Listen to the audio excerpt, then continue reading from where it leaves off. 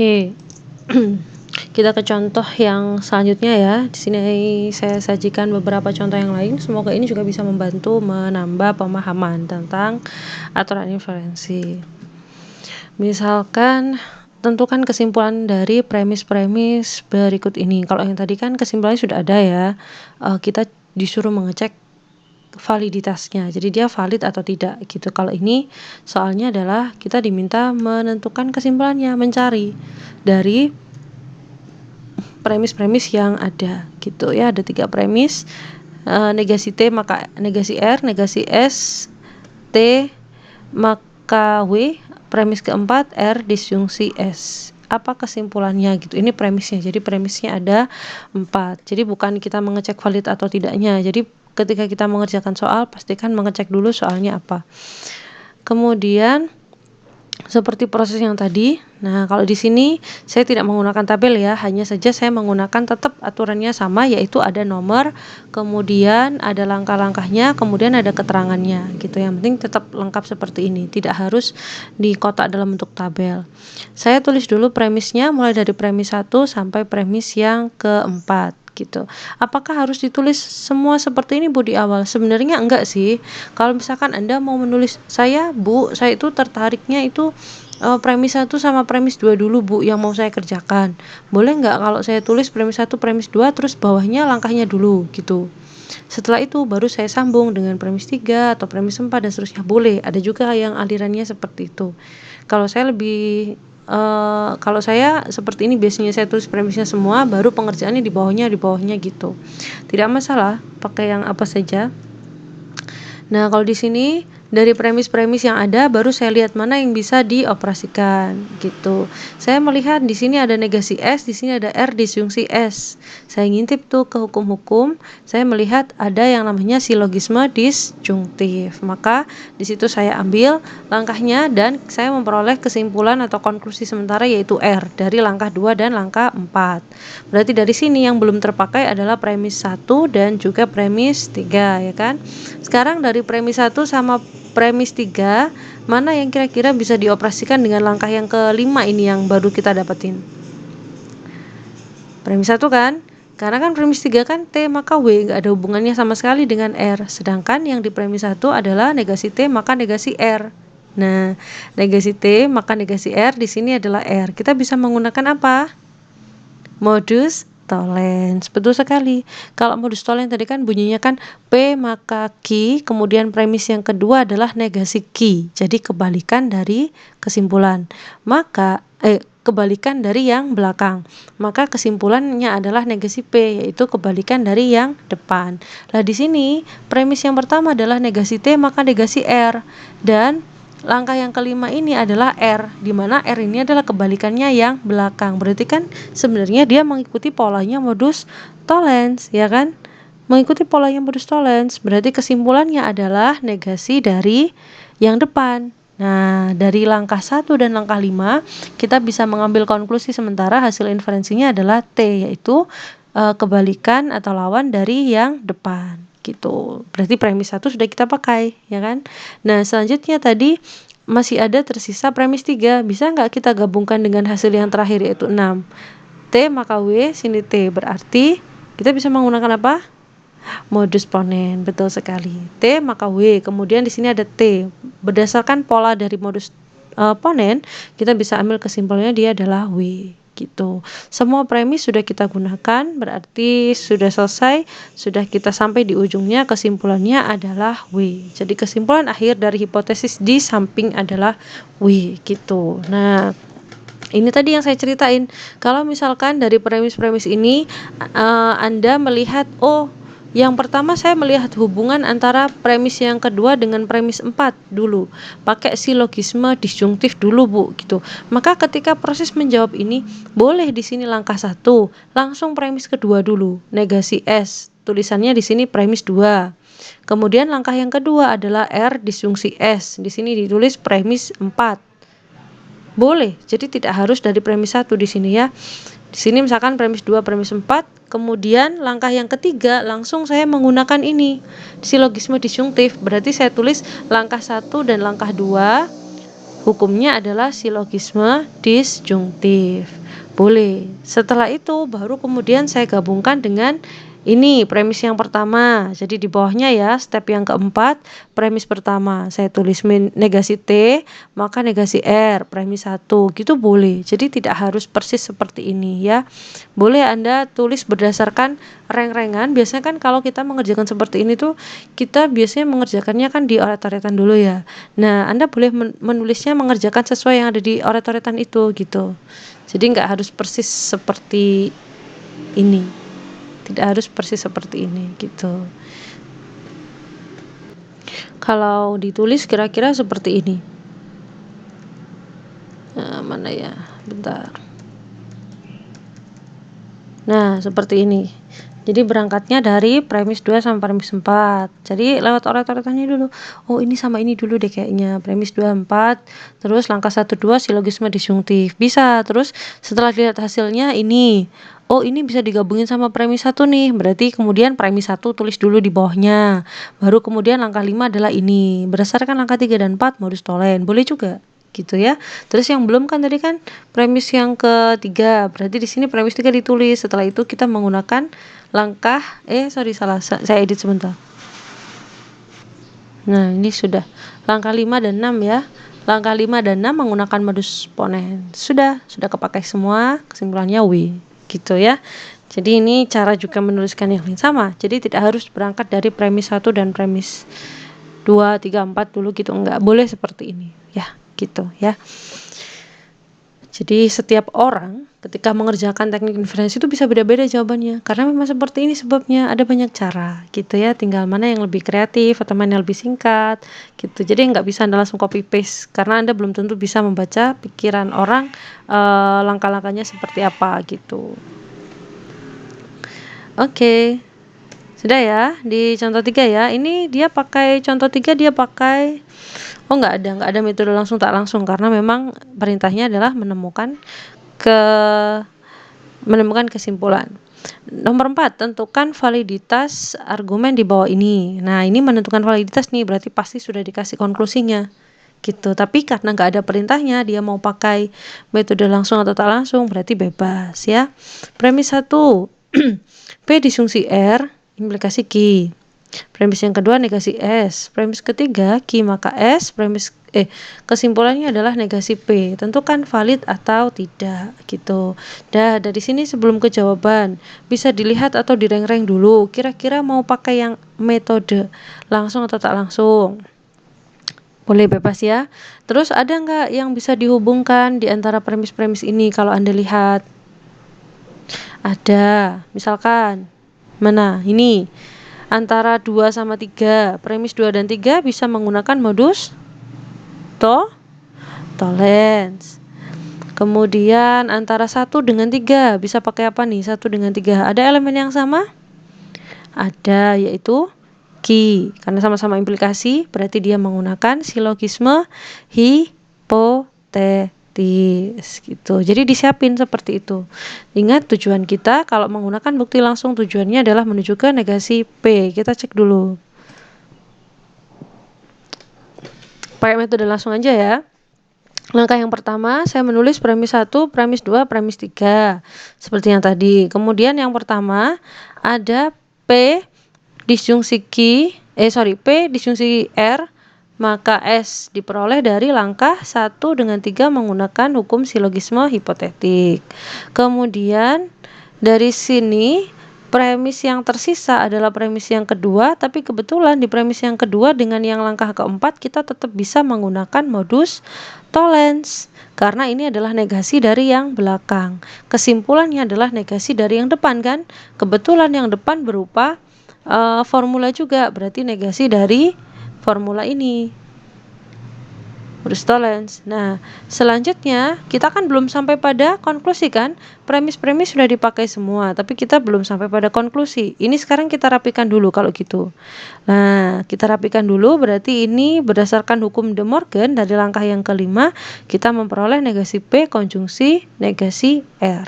Sekali lagi kita cek tujuannya, bisakah kita nyampe ke negasi P dari sini? Bisa nggak kita nyampe ke negasi P dari negasi P dan negasi R? Bisa pakai hukum simplifikasi ya. Nah, di sini yang kegunaannya simplifikasi karena dia menggunakan hukum konjungsi. Jadi kalau kita mau menuju ke negasi P bisa terjamin karena ini benar, ini juga benar gitu ya.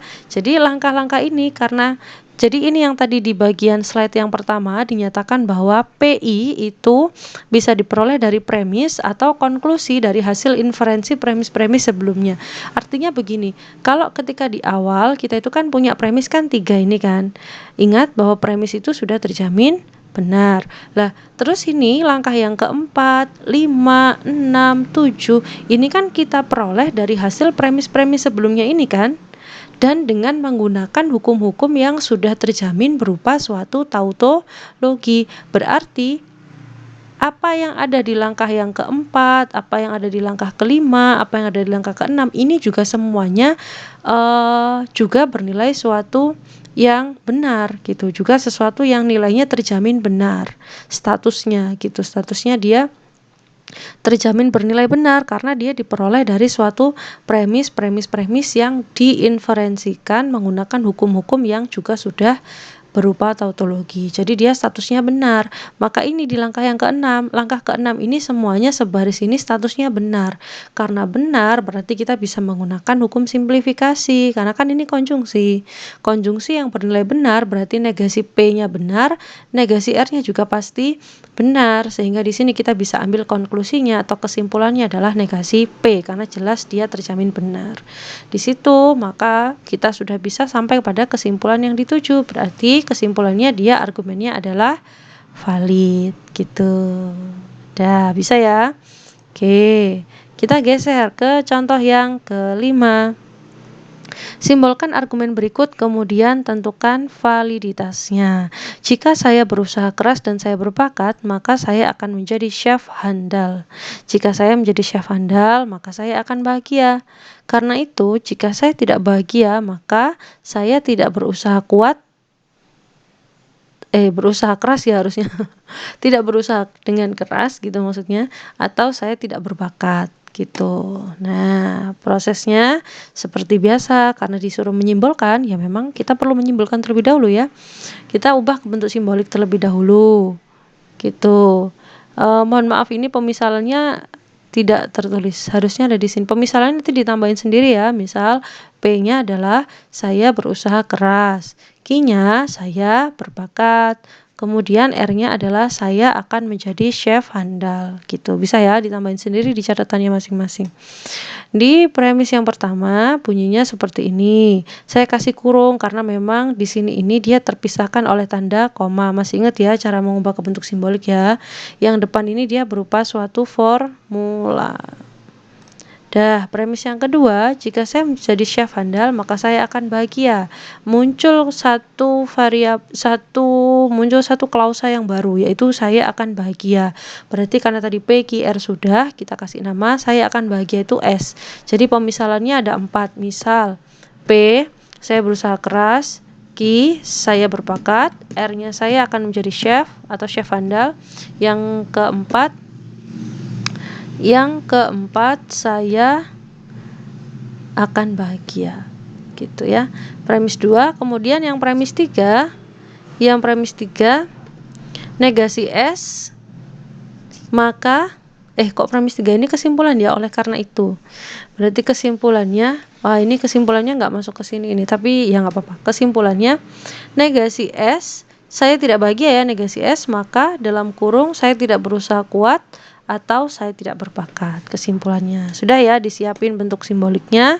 Selanjutnya proses inferensinya saya mulai dari premis 1 dan premis 2 gini kan ya. Selanjutnya di langkah yang ketiga saya mengamati di sini ada R, di sini ada R, berarti bisa menggunakan hukum silogisme hipotetis. Artinya di sini tinggal menjadi P dan Q, maka S. R-nya kan hilang ya. Oke, selanjutnya ingat tujuan kita adalah ke sini, kesimpulan, menuju ke kesimpulan, di mana kesimpulannya ini ada di depan dan dia adalah negasi S. Berarti supaya dia berubah tempatnya, ini kan S-nya masih di belakang nih. Kita menggunakan hukum yang juga terkenal kondang yaitu kontrapozisi. posisi, artinya tukar tempat dan juga dinegasikan, kontraposisi ya. Kita pakai yang dulu di materi yang kesekian itu. Kita dapat ini berdasarkan langkah ketiga, hukumnya adalah kontraposisi. Kemudian di langkah yang kelima kita rapikan negasi S, maka negasi P disjungsi negasi Q berdasarkan langkah keempat menggunakan hukum De Morgan. Sudah sampailah kita kepada kesimpulan. Berarti ini karena diperoleh hasil inferensi yang sama dengan kesimpulan dituju, maka argumennya dinyatakan valid. Gitu ya. Jadi kita bisa juga pakai yang hukum yang dulu ya, kontraposisi, tinggal menyesuaikan dengan kebutuhannya apa gitu.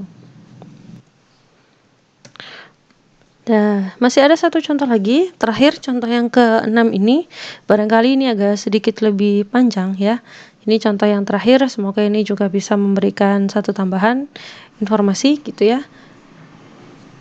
Yang pertama, soalnya buktikan dengan kontradiksi bahwa negasi P adalah kesimpulan dari premis-premis berikut. Jadi soalnya sudah meminta kita menggunakan jenis metode pembuktian kontradiksi. Bahwa negasi P adalah kesimpulan dari premis-premis berikut, berarti itu di situ kesimpulannya adalah negasi P ya. Premisnya adalah yang pertama, sebentar. Nah, ini premis yang pertama adalah P maka Q dan R, kemudian premis yang kedua adalah R maka S, premis yang ketiga adalah negasi dari Q dan S. Kita diminta menggunakan kontradiksi, tujuannya kesimpulan negasi P ya. Perhatikan bahwa ini catatan ini tidak harus Anda tulis ya, ini hanya tambahan dari saya. Bukti dengan menggunakan metode kontradiksi artinya kesimpulan negasi P itu ya digabungkan ke dalam premis dengan dinegasikan terlebih dahulu. Kemudian kesimpulan yang dituju berubah menjadi kontradiksi. Ini sudah paham lah ya mestinya.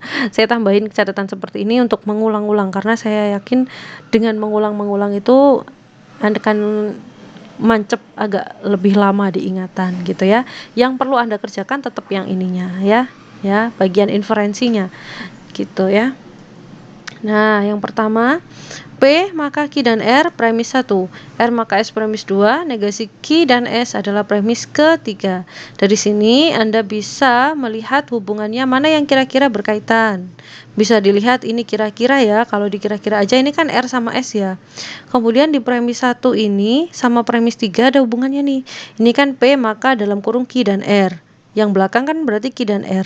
Premis 3 itu negasi Q dan S. Ada hubungannya enggak kira-kira? Ada nggak? Ada Bu. Pakai modus solen. Hati-hati. Di sini adalah R, yang atas premis 1, yang bawah adalah S. Terus gimana Bu berarti? Gitu. Lah, kita kan harus memanfaatkan ini kan dari.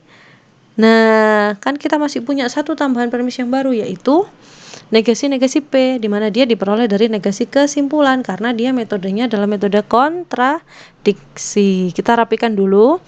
Langkah 4 menjadi P dengan hukum negasi ganda. Sekarang berarti yang langkah keempat ini boleh ditutup dulu, artinya sudah tidak digunakan lagi. Kita pakai yang langkah yang kelima. Dari premis 1, 2, 3 dan langkah kelima, adakah yang bisa dipakai? Jelas bisa. Dengan premis yang mana? Yang pertama ya, menggunakan modus ponen P. Maka Q dan R ini berarti ini yang akan kita ambil di sini. Q dan R boleh pakai kurung, boleh dihilangin. Ini kebetulan saya hilangin. Saya pakai Q dan R-nya ya. Tapi dari langkah 1 dan 5 kita bisa ambil menggunakan modus ponen. Di langkah yang ke-7 saya ambil Q-nya saja. Dasarnya dari langkah ke-6 menggunakan hukum simplifikasi. Kenapa? Nah, ini akan terjawab di langkah yang selanjutnya. Ingat tadi premis 1 sudah kita pakai. Langkah yang keempat sudah kita pakai. Yang belum terpakai yang mana? Premis 2, premis 3, ya kan? Premis 2, premis 3 belum kita pakai. Kita cek dulu langkah yang ke-8. Di langkah yang ke-8, sekali lagi saya simplifikasi dari langkah yang ke-6. Jadi saya ambil Q-nya kan boleh ya simplifikasi. Saya ambil R-nya kan juga boleh. Kenapa saya ambil R-nya? Karena nanti saya mau kaitkan dengan premis yang ke-2. Saya mau kaitkan dengan premis yang kedua. Lakinya ini tadi buat apa, Bu? Nanti saya simpen dulu. Gitu. Bu, berarti kalau simplifikasi itu harus diambil dua-duanya seperti ini. Ki dulu terus R dulu. Enggak. Seperlunya aja. Sebenarnya kalau tadi langsung ngambil R juga boleh sih. Nggak harus ngambil Ki-nya dulu. Nanti yang langkah ini boleh di bawah. Gitu ya. Tapi tadi kebetulan saya Ki-nya saya tulis dulu simplifikasi. Sekarang kita operasikan langkah yang kedua dengan yang ke-8. Ini salah ketik ya, sebentar saya edit dulu. Nah, ini langkah yang kedua dengan langkah yang ke-8 kita menggunakan modus ponen. Sekarang kita punya S di sini. Langkah ke-8 sudah dipakai ya. Yang ke-7 tadi yang belum. Nah, yang ke-7 tadi yang belum. Saya di sini punya Q, punya S. Boleh kan kita gabungkan? Kenapa? Karena saya masih punya satu premis yang belum saya gunakan, yaitu premis yang ketiga, di mana di sini adalah Q dan S. Saya punya Q dan S juga di bawah. Ingat, tujuan kita adalah menuju ke kontradiksi. Sudah mulai terlihat belum? Nah, kelihatan ya. 7 sama 9 saya gabungkan menggunakan hukum konjungsi. Jadi saya sekarang punya Q dan S. R kan tadi sudah dipakai kan? Saya punya Q dan S sekarang di sini. Nah, premis 3 belum kita pakai. Sekarang saya pakai di sini untuk menunjukkan suatu kontradiksi nantinya. Ini saya gabungkan dulu langkah yang ke-10 dengan langkah yang ketiga, Q dan S. Ini ya. Yang angka yang ketiga kan negasi Q dan S. Karena ini dengan ini adalah sesuatu yang berkebalikan, kemudian dikonjungsikan, maka kita ketemulah hasilnya suatu kontradiksi. Gitu ya. Dengan demikian, kesimpulannya belum ya? Oh ya, karena buktikan ya, karena sudah buktikan bukan periksa. Jadi karena sudah buktikan tuh berarti jelas dia sebenarnya sudah valid. Tapi kalau mau ditambahin kesimpulan nggak apa-apa sih di sini. Terbukti gitu. Kalau ini saya tulis saja. Nah, seperti ini. Tinggal tambahin aja terbukti gitu. Karena di sini soalnya adalah buktikan gitu. Sini terbukti. Kalau buktikan tuh berarti ya sudah sesuai dengan apa yang diminta gitu. Gitu ya. Sekian materi hari ini. Jadi ini adalah penutup, sekali lagi penutup dari materi logika proposisi. Jadi ini adalah materi kita seluruhnya tentang analisis validitas argumen. Jadi penutup ini berarti sekali lagi analisis validitas argumen itu kita bisa menggunakan teknik normalisasi, teknik tabel kebenaran dengan teknik inferensi tergantung mana yang diminta di soal. Kalau tidak diminta di soal berarti Anda bebas menggunakan yang mana gitu ya. Mohon materi ini bisa diulang-ulang karena ini akan menjadi materi utama dari UTS. Jadi bahan UTS kita adalah mulai dari materi yang setelah kuis dulu. Jadi mulai dari yang bentuk normal, kemudian teknik analisis validitas argumen itu ya, teknik normalisasi, teknik tabel sama teknik inferensi gitu. Semoga ini nanti bisa menjadi bekal Anda. Kalau masih ada kesulitan seperti biasa, pertanyaan masih sangat diterima. Anda boleh tanya bebas. Utamakan di LMS supaya bisa tercatat siapa yang bertanya gitu ya. Terima kasih, materi ini saya tutup. Sekian, wassalamualaikum warahmatullahi wabarakatuh.